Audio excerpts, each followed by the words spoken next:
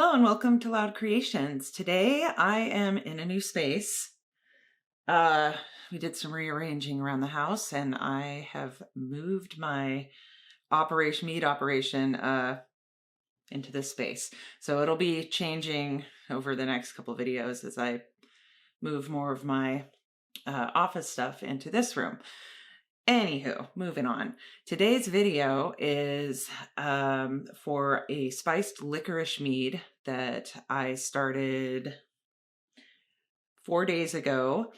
Here it is right here. So it's still bubbling a little bit. Its fermentation's definitely slowed down.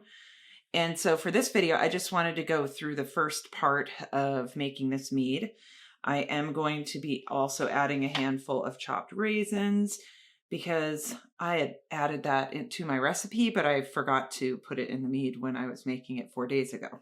So I'm going to add them today. But before I get into that, let's get into what the ingredients are for this mead. And once I do that, I will talk about why licorice and why I chose the ingredients and all that good stuff at the end of the video. So to make this mead, I used 1 ounce of dried licorice root. I used Go Firm 71B yeast and some orange zest. The first step, as always, is I boiled about half a gallon of water. While that was starting to boil, I put my licorice root into a mesh bag, tied it off, and threw it into the boiling water and put the cover on, and I let that simmer for about 10 minutes. And then I removed the cover and turned off the heat and just let it sit for another 5 minutes or so to really get as much of that licorice flavor and essence as possible. While that was simmering and steeping, I added the honey directly to my 1 gallon jug or carboy and added also 1 strip of orange zest. It was a pretty good sized strip. Once the tea was done, I went ahead and removed the tea bag and poured the contents into my 1 gallon jug along with the honey. And then I shook it up really well to try to get that honey fully mixed. I'd say it took 5 or 10 minutes to get everything mixed in, and it was really hot, so it sprayed because I didn't use, I have a plug that doesn't have a hole in it, you know, for instead of just using regular bung, but I can't find it. So anyway, yet again, I made a mess. I sprayed my camera, all that good stuff. So I did get it mixed though, and added plenty of oxygen to the mixture, which the yeast will like. And once that was mixed, I took out some of that hot mixture and I put it into another cup and added 1/2 teaspoon of Go Firm, stirred that up and set that aside. I also added cold water to the carboy to top it off, and also just to cool off that tea so that the environment will be hospitable for the yeast. And once the Go Firm liquid had cooled off, I went ahead and added my yeast there and let that sit for a few minutes and let those yeasties wake up. And once they were starting to come to life, I tossed them into my 1 gallon container and shook it all up once again. I made sure that the temperature was it was around body temperature. If it's any hotter than that, you can kill the yeast off. So I want to make sure everything's cooled off sufficiently. And that was it. I added my label. I took a gravity reading.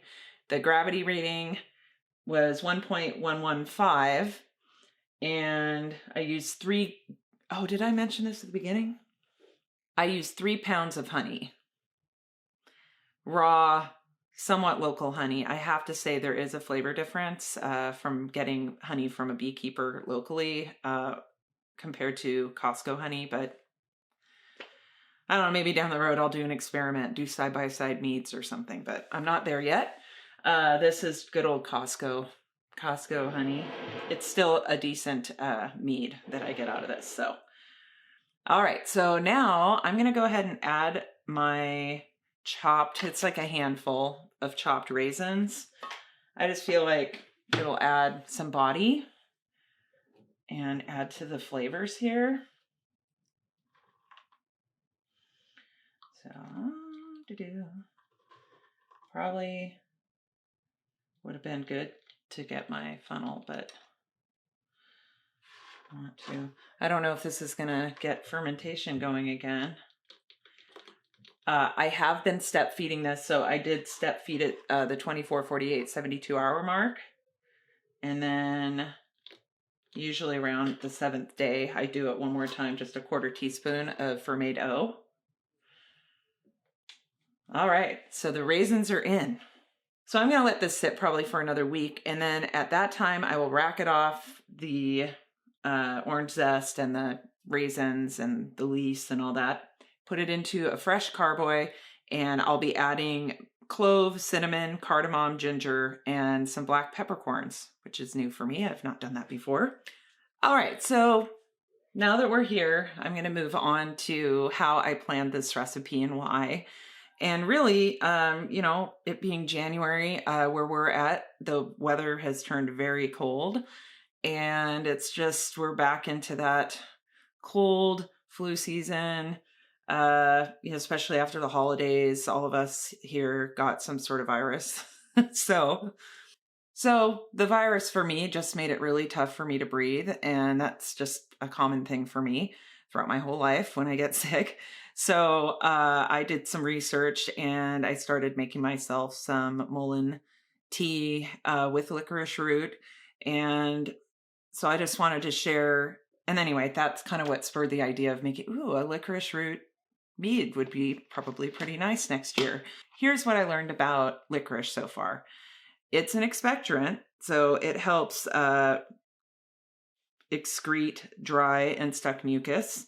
It can aid in recovering from bronchitis and help in breathing, which is what I was going for. And I have to say, the mullein and the licorice root really did work for me. I didn't have to use my inhaler after I started drinking the teas. And then it also helps with GI ailments, so GERD, ulcers, constipation. It's great for that. It also complements and is a great addition to other medicinal teas that you might make. It just kind of helps boost the activities of the other herbs as well. So I think overall, it's just a great herb to have on hand. So from now on, I'm definitely going to be keeping some licorice root on hand for cold and flu season, especially.